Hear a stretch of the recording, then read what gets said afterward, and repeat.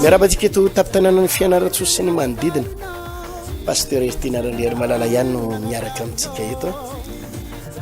mafaly atsary ny milaza vaovao amintsika fa dia miroso ny ty zany hoe amin'ity volana janvier ty tsika zany dia anao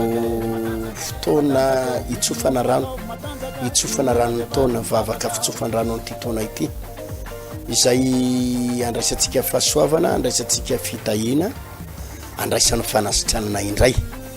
tena resy lahatra riavana fa lehibe loatra ny herin'ny tsodrano lehibe loatra ny herin'ny vavaka ary Andriamanitra dia manao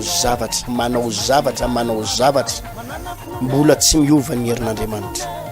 mbola tsy miova ny herin'Andriamanitra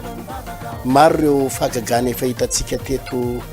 fianaratsoa ary vahoaka maro tao anatin'izay telo volana efa bolana zay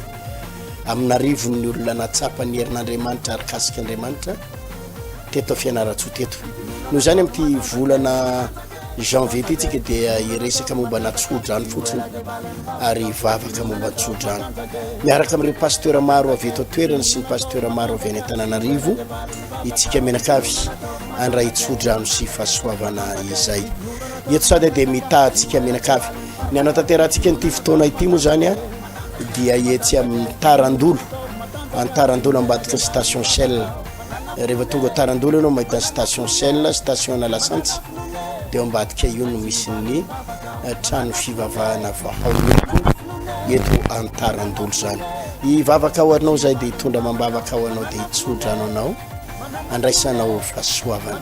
ota iny tompontsika veloma tompo manana finoane